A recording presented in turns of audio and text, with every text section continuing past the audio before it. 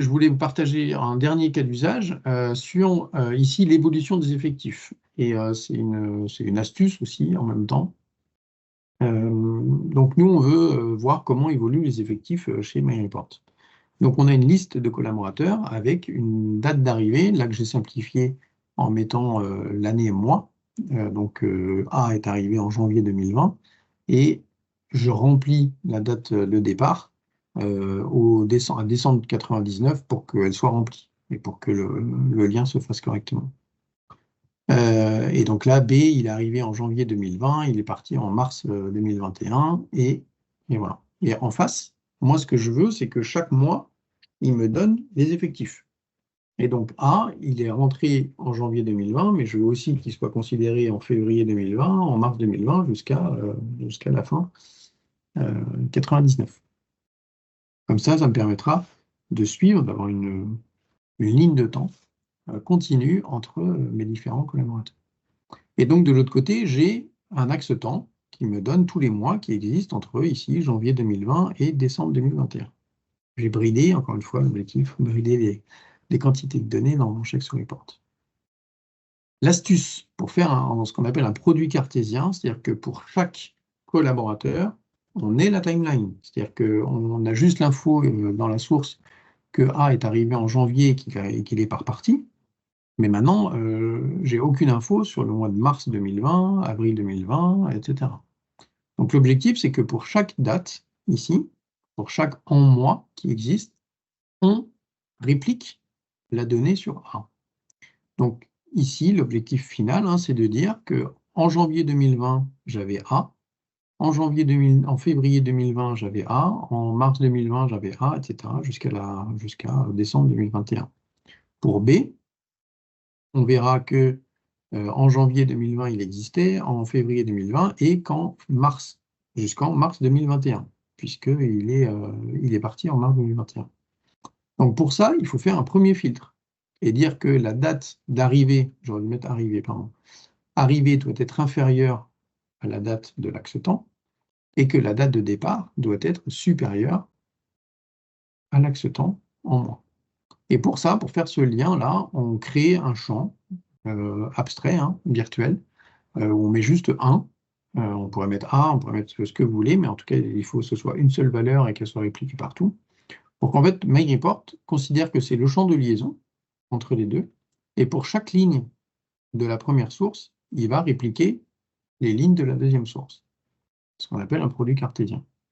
Et en faisant ce filtre dans le report final, pour le coup, on va avoir les données uniquement sur les plages des présences effectives des collaborateurs. Qu'est-ce que ça donne au final dans MyReport Builder? Donc, dans Excel, vous avez le data effectif avec pour chaque collaborateur sa date d'arrivée et sa date de départ. Pareil, simplement avec MyReport, j'ai dit que si la date de départ était vide, je mettais 2099 décembre. Et j'ai mon axe temps en mois, ici je l'ai simplifié en prenant les données que de janvier à décembre. Qu'est-ce qu'on fait dans MyReport Builder?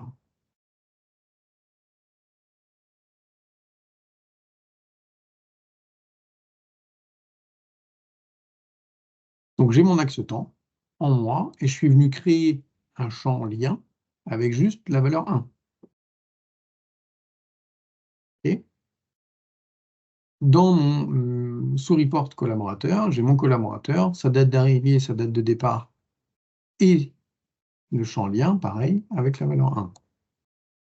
Que fait MyReport? Il dit il y a un lien entre le champ lien et le champ lien, et je vais croiser les données entre toutes les données de mon axe temps et toutes les données de mes collaborateurs. Donc là, ça s'appelle un produit cartésien.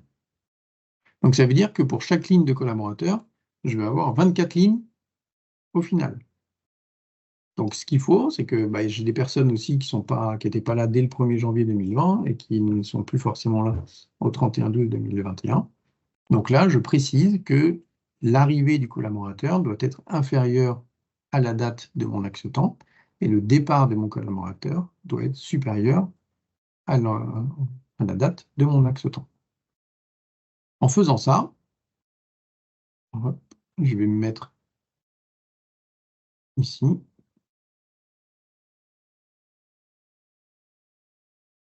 J'ai une première version déjà de ma timeline qui me dit pour chaque date de mon axe temps, combien j'ai de collaborateurs.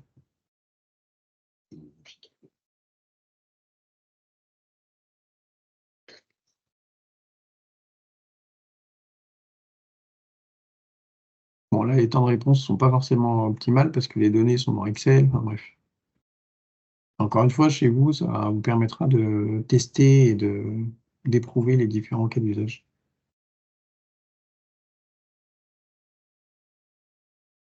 OK, donc là, je vois l'évolution de mes effectifs entre donc mai 2020, puisque c'est mon premier employé qui est arrivé, et décembre 2021. OK, donc l'explication du fonctionnement de ce rapport, c'est bon, c'est clair? Produit cartésien, champ 1.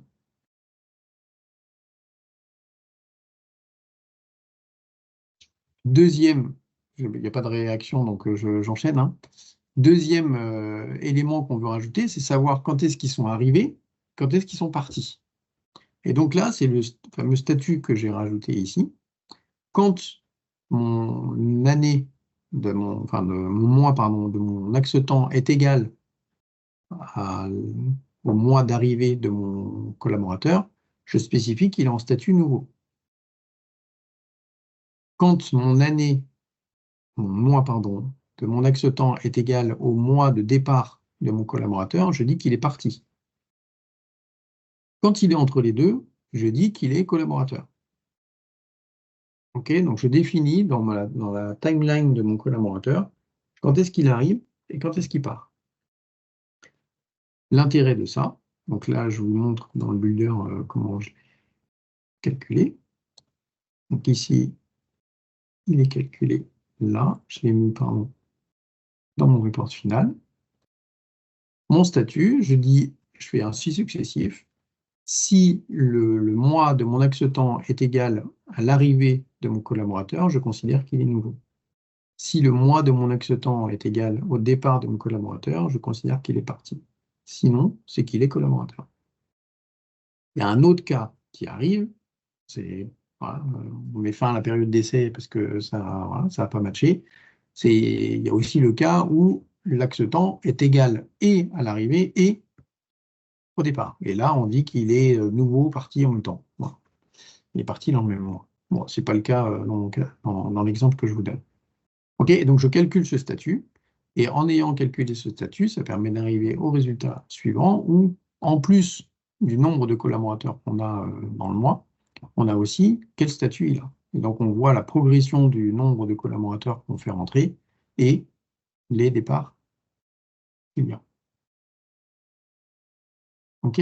Donc ça, visuellement, bon, là, on est sur Excel, mais dans le Center, ça rend encore mieux. Est-ce que vous avez des questions sur ce cas d'usage? Est-ce que c'est des cas d'usage que vous avez eus, que vous avez c'est une question qu'on vous posera dans le sondage. Hein, c'est l'objectif des cas d'usage, du partage des cas d'usage, c'est que ça inspire et que vous disiez ah tiens, j'ai jamais pensé à faire ça et pourquoi je ne le ferai pas. La fenêtre de paramétrage du filtre du report final. Hop.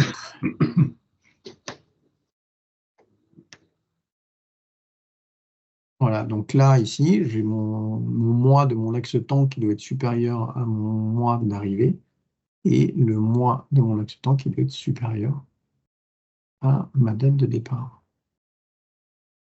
C'est la question de David. Non, de Thomas. Oui, c'est inspirant. Arriver égal départ, alors c'est tout à fait, ça pourrait être ça. Bon, après, il y a des périodes d'essai qui sont plus ou moins longues en fonction des cas, donc pourquoi pas.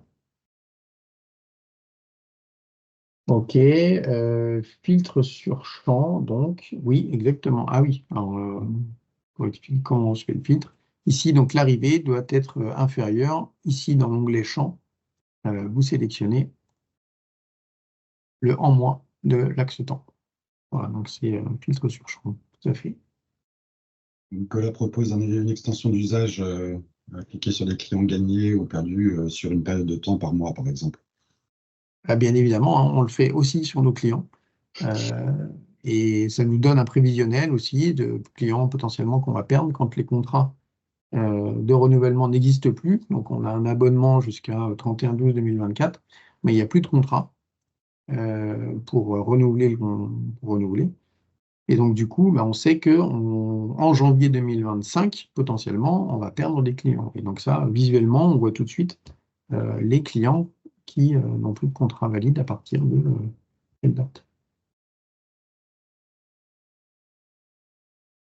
OK. Si vous voulez qu'on revienne sur le taux de rétention, donc ici, je vais reprendre le paramétrage. Chargé.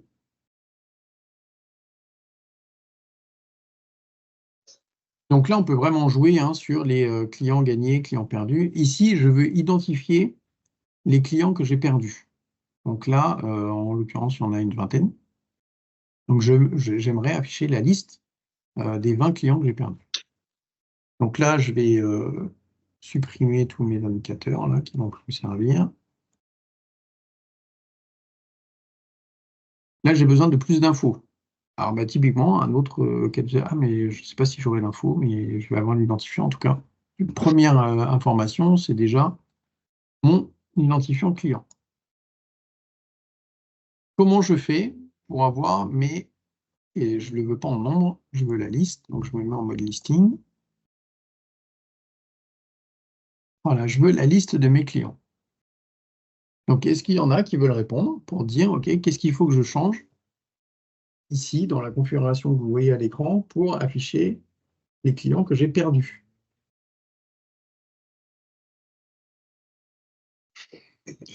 Fred se propose, mais bon, je crois qu'il est hors jeu. Il y en a qui ont très plus. Thomas lui lance une idée. Mais pas renseigné dans date 2. Tout à fait. Alors, ici, je coche et je dis que ma date 2 ne doit pas être renseignée. C'est-à-dire que je ne l'ai plus, mon client. Maintenant, si je mets que ça,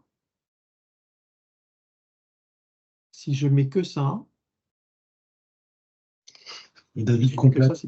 David complète. Client est renseigné. Et donc là, j'affiche mon builder, j'exécute. Et je devrais avoir mes 20.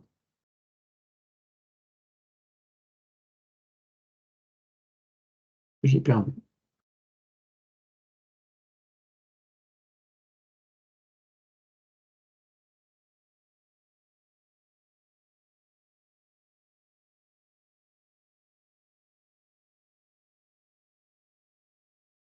On vérifie qu'on en a 20. Hop. On en a bien 20 et on a la liste. Ce qu'on aurait pu, et donc bravo à, je ne sais pas qui est-ce qui l'a dit, donc Thomas. Bon, j'ai été perturbé parce qu'en fait, il y a dans le rapport qu'on a effectif, on a d'autres critères qui imposent de demander aussi à ce que le client 1 soit renseigné. Mais ça, enfin, ce filtre-là suffit.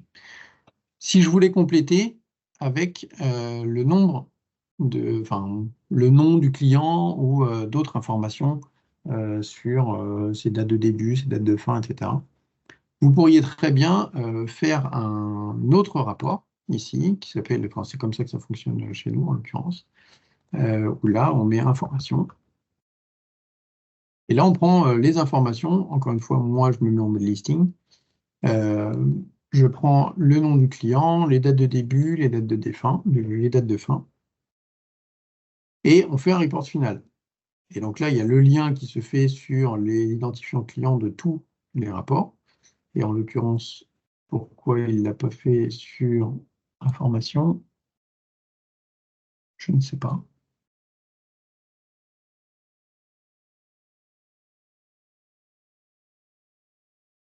Je le complète. Je ne sais pas pourquoi il ne l'a pas fait là.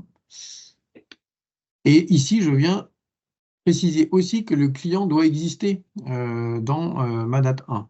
Et donc, quand j'affiche mon date de début et ma date de fin, eh bien, je complète mes infos et je sais quand est-ce que les clients, je les ai perdus. Donc là, j'aurais pu demander uniquement la date de fin.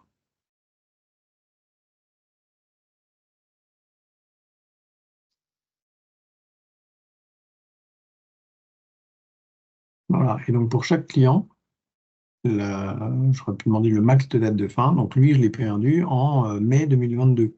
Lui, je l'ai perdu en... voilà. D'ailleurs, je vais le faire, que ce soit plus lisible. Hop. Je vais juste demander le max de ma date de fin. Je suis désolé, je suis maniaque. J'aime bien avoir du format. Hop.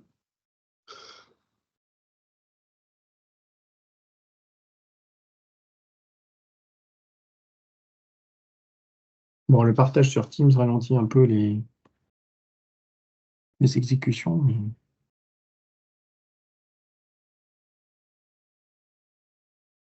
Voilà, donc pour chacun des 20 clients, je sais à quelle date je l'ai perdu. Voilà, et puis vous pouvez compléter autant de champs que vous le souhaitez. OK? Est-ce que vous avez...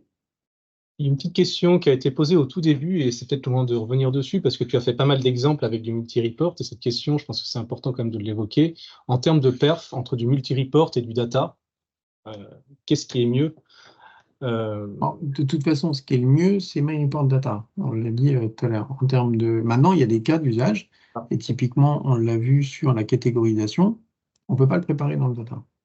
Mais même celui que tu viens de montrer, Thibaut, où tu choisis tes dates, parce que dans l'exemple que tu as mis ici, tu as une grande flexibilité sur tes dates au niveau du report, et c'est bien en fonction dans les reports que tu viens de mettre sur les effectifs, sur les pertes de clients, en fonction des dates que tu mets, que tu calcules ces états finalement. Donc ça, tu ne pourras pas le faire dans le data. Exactement. Donc de toute façon, il faut prioriser le data. Maintenant, quand on ne peut pas le faire dans le data, eh bien, la bonne pratique, c'est essayer de limiter au maximum les données des sous-reports pour que les temps de réponse soient les plus performants. Moi, j'ai noté donc une petite remarque de quelqu'un qui utilisait Essential. Deux remarques par rapport à ça. Il y a d'un côté le côté graphique qui correspondait mieux à la façon de travailler certainement de la personne dont je me rappelle plus du prénom, désolé. Voilà, changement d'habitude, effectivement, on s'habitue quand même très bien quand on est avec BE à ce mode, mais je respecte et je comprends. Et par rapport à ça, il y avait du coup en corollaire la notion de jointure en cascade. Ça veut dire que tu as un maître, un deuxième, et c'est filtré par un troisième, ce qui n'est pas le cas le plus simple et qu'on doit pouvoir faire, je ne l'ai pas testé, hein, mais qu'on doit pouvoir faire en faisant deux liaisons distinctes sur le même champ qui dans les différents sous-reports. Mais un petit peu plus complexe à mettre, je trouve, là, et c'est vraiment pas utilisé très souvent. Et il y a une question qui vient d'être remise, et c'est peut-être intéressant, là, on va revenir sur le premier élément, c'est la différence, et oui. Entre les jointures droite ou gauche via liaison et filtre. Et là, tu peux peut-être retourner sur une des premières slides, Thibaut, un des premiers onglets du classeur Excel, où on voyait les 4K, les 4K droit, pas de filtre, jointure droite, jointure gauche. Et on l'a ici, en fait. Exactement. Le premier. Donc là, c'est l'équivalent d'une jointure totale. Là, l'équivalent d'une jointure gauche. Ici, une jointure droite et une jointure inner. Et donc la jointure. Vas-y.